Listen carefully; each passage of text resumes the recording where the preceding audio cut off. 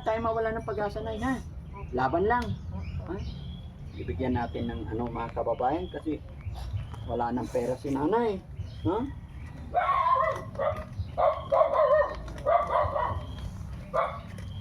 Nay, bigyan kita ng konting tulong financial. Sana makatulong to, may 10,000 ako dito, Nay. Salamat po. Pambili mo ko anong pangailangan mo. Ng mga lolo't lola, ha? Sino mag-awak po? Bahala na po kayo, no? Para may pang merienda po. Bahala na po kayo, no? Sige, Sana napasaya. Hindi, lahat ng mga senior dyan, hindi lang 4. Ano po? Bilhin nyo na lang ng pagkain. Magluto kayo. Ha? Hindi lang 4, na? Hati-hati po kayo. Maraming salamat po. God bless po. Thank you so much po. Thank you. Sa mga tagapanood ng Team Daddy Frankie, mega love shoutout po sa atin lahat mga kababayan, and syempre happy blessed Sunday mga kababayan. Ang Team Daddy Frankie ay nandito po ngayon sa Barangay Bugawan dahil mayroong nilapit sa atin si Nanay Marisa. Mga kababayan, kausapin natin si Nanay. Nanay Marisa na lang para shortcut, no? Ilang taon na po kayo, Nanay? 47. 47. Ano po nangyari kay Nanay? Ba't malaki na ang tiyan? Ano po, naka-opera na po ako. Bumalik na naman po yung tiyan ko ang inalis lang yung 2 bukol. Stage cancer na po, stage 3. Bumalik na naman. Stage 3 cancer na po kayo. Opo. Anong cancer po yun? Kasi yung anak ko Nakaalam. nakakaalam siya. Kasi kung siya ang kinakausap ng doktor ko. Ang asawa niyo po, anong trabaho? Wala ako. Kung minsan magsasaka. Kung minsan paano lang sa sa drive. Ano din na drive? Tricycle. Nagta-tricycle. Ilan po anak ni Nanay Marisa? 3 po. Matagal na po ba yan ang sakit niyo? 3 years na. 3 years na. Nung hindi niyo pa nalaman or hindi pa kayo nagkasakit, ano yung hanap buhay niyo po, trabaho niyo po? Pag nag-harvest kami ng mais, kaya yung mga palay, kami, nagagapas kami ng asawa ko, kaya nagbabalag kami. Wala pa akong wala na. Hindi ko na kaya. Opo. Kuminsan, Hindi na kayo makakain ng malakas. tapos yung tubig lang. Bakit? Kasi pag nasobrahan ko, lumalaki. Halong lumalaki yung tiyan ko. Kumusta naman ang nararamdaman niyo ngayon, Nay? Kuminsan, masakit na parang tinutusok. Yung anak yung panganay may trabaho na po. Wala pa. Nag-aaral pa. Nag-aaral. Siyang nag-aaral kumisa sa umaga, sa gabi nagtatrabaho. Ayaw niya kasi hindi ko sa pag-aaral. Ayaw na dito sa pag-aaral. Mahirap daw pag walang pinag-aralan kasi nasa buko palagi mainit. Oo, totoo yun. Kailangan pala kahit anong hirap, kailangan matapos ng pag-aaral para mapaghanap ng maayos-ayos na trabaho. Ano po? Opo. Ilan yung anak niyo? 3 po sila. 3. Pero ang bata niyo pa po, no? 47? Opo. Bata. Nagkasakit kasi ako umpisa ito nung 45 ako. 44. Pirahan na pero hindi tinanggal yung matris ko kaya bumalik na naman. So, ibig sabihin, Nag-chemo po ako ng 6 cycle. Wala. Dami ko nang nagastos. Humingi kami ng tulong, marami na. Pero wala pa. Kasi mahirap daw yung kaso ko kasi nakadikit na daw yung matris ko sa mga station ko. Sabi ng doktor ko kasi doon ako napapatikat sa bunuan. Nagupan. Yung Cancer Institute. ano po? Cancer Institute. Sa Cancer Institute. Namayat na si nanay, no? Kunti lang yung kinakain ko. Kasi kunti-kunti na. Hindi pwedeng kumain ng sobra. Hindi, kasi lumalabas sa ko. Sa bungangan ko pati tubig. Pag nasobra. Tapos hindi ako makahinga pag nasobrahan. Laban lang tayo, Nay, no?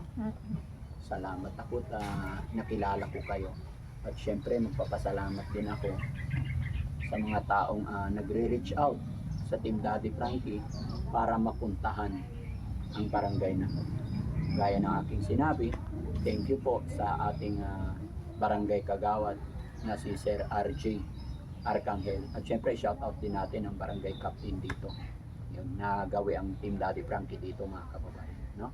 Sige, Nay. Anong masasabi mo po kay Daddy Frankie, Nay? Nakarating kami dito. Sana po tulungan nila ako kasi mahirap lang kami. Hindi namin kaya yung tambayan sa ospital.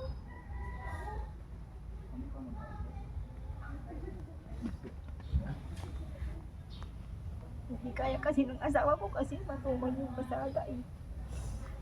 Tapos yung pamasahe bumaba na naman. Hindi rin yung gasolina. Mataas pa rin. Hindi kami nakakaipon. Kaya ayaw ko na, sabi ko, wala na tayong piro. Hintayin ko na lang yung mamatay na lang ako, sabi ko. Kasi pag masakit talaga yung dibdib ko eh. Sinaksak yan sa yung puso ko, kaya hindi. Totoo, marami akong kapatid, pero mahirap lang sila. Mahirap lang po kami. Kaya hindi rin sila Oo, makatulong. hindi sila makatulong kasi isang kahit isang ito pa lang. Tsaka sabi mo, Nay, marami na rin kayo nagastos. Yung baka namin, bininta namin, ubos na rin eh, wala na. May baka kayo, nabenta na. Nabinta na, sa sakit ko, sa pagkakasakit ko. Sa pagkakasakit. Okay. Wala na, nalusaw na. Pati yung bahay namin, wala nang bubong. Wala nang bubong ang bahay nyo. Wala na, hindi na namin kasi nakikitira lang kami sa binan ko. Anong sabi ng asawa mo po nung nabenta na lahat-lahat? Wala siya magagawa kasi ito kasing sakit ko eh. Hindi ko kasi kung minsan, hindi ko alam kung kulang ako sa ito. Kapag tumatayo ako, nahihilo ako. Palagi akong nakahiga. Pag gusto ko, tumayo, tinatawag ko yung asawa ko pa yung mga anak ko kasi hindi ko kayang bumangon ng isa. Hirap na ako. Napakahirap talaga na yung nadapuan ng sakit, no? Opo, lalo pag mahirap ka, walang mamamatay kang nakatirik ng mata. Hindi pa yung mga mayayaman eh. Matagal ang buhay nila, marami silang pera, pero sa akin, wala. Mahirap pag nagkasakit ang mahirap. Oo. Nakatirik ang mata pag namatay ka, walang pera. Kahit anong pagbili ng asawa ko ng mga prutas, hindi ko kayang kainin na. Kunti-kunti lang. Kahit humili siya ng yung mga pagkain, kunti-kunti lang. Kung minsan, umiyak silang mag-ama. So, kasi hindi ko talaga kaya, hindi ko na maubos talaga kahit kunti lang sabi.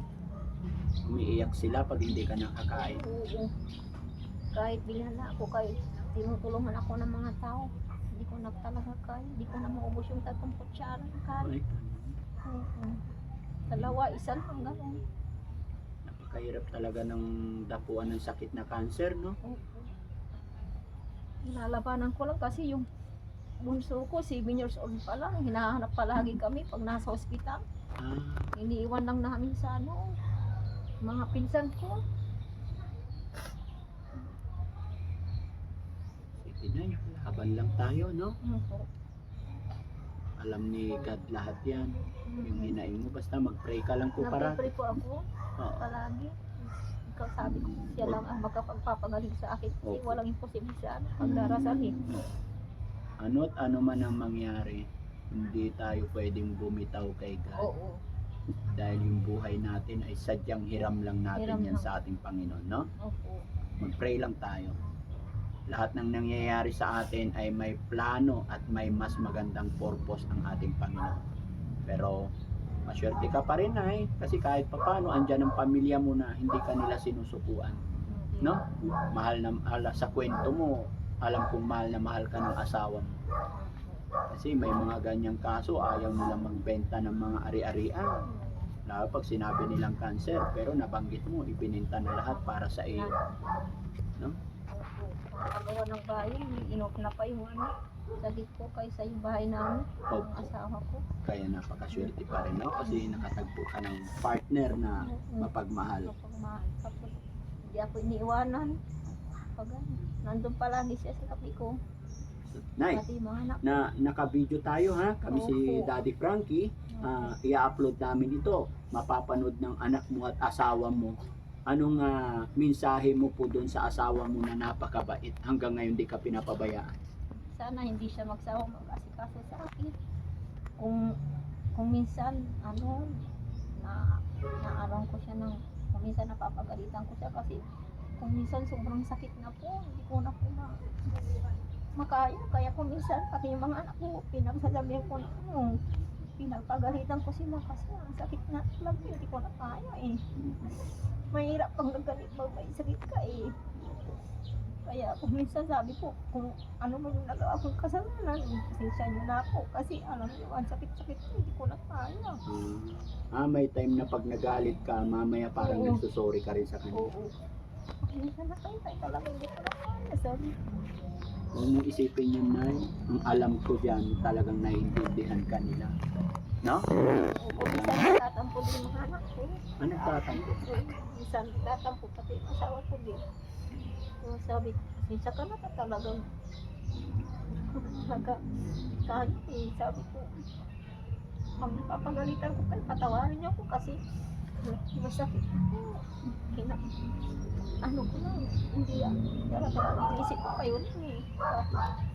Kasi maliit pa yung anak natin, sabi ko sa asawa ko, maliit pa siya. Kung yung dalawa, pwede na ta, 22 to 20 na silang dalawa eh. Problema yung bunso. Bunso ko lang sa 7 pa lang. Oo, Kailangan kasi- pa rin niya yung yakap ng ina, no? Pero huwag tayo mawala ng pag-asa, Nay, ha? Laban lang. Ha? Ibigyan natin ng mga kababayan kasi wala nang pera si nanay. Ha?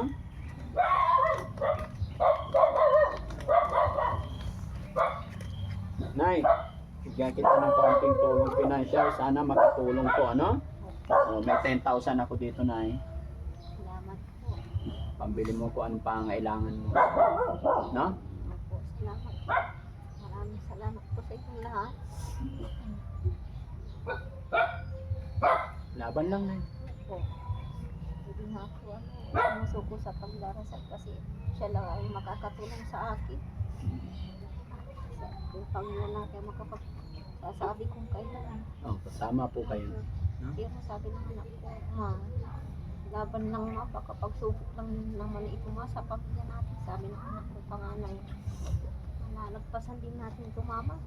Basta huwag kang bibigay sa akin. Inay, shout out mo na lang yung mga anak mo. Mapapanood nila. Yung mga anak ko, salamat. Hindi kayo nagsasawang mag-asikaso sa akin, pati yung asawa ko. Kaya salamat sa inyo, sa kanilang lahat. Tapos, salamat din sa inyong lahat din. Nakapunta kayo sa barangay namin. Sabianan mo na eh. Ano masasabi mo? Maraming salamat din sa pinatira kami sa kanilang bahay. Kahit nabutas-butas na yung mga yero. Pag umulan. Di bali, may masisilungan din kami. Kahit konti lang. So ayan mga kababayan, mga kabarangay, nasaksihan natin ang kwento ng buhay ni nanay. Sadyang napakahirap nga naman talaga pag tinapuan ka ng sakit. Lalong-lalo na, ayon kay nanay, pag ang tinapuan ng sakit ay mahirap na kagaya natin. No? Mga kababayan, muli po, papasalamat si Daddy Frankie dahil nandyan kayo lagi na nakasuporta. No? Hindi rin naman magagawa ni Daddy Frankie ito mga kababayan, yung pag-abot natin ng kaunting tulong pinansyal kung wala yung mga nakasuporta. Kaya magmula dito, Luzon, Visayas, Mindanao, saan man po kayo naroroon sa sulok ng mundo, mga OFW, mga kababayan natin nasa ibang bansa, hindi po ako magsasawang magpasalamat sa inyo. Kaya mabuhay po tayong lahat mga kababayan. Shoutout po sa atin na. Nay, thank you po. Salamat. Ingat po kayo. No?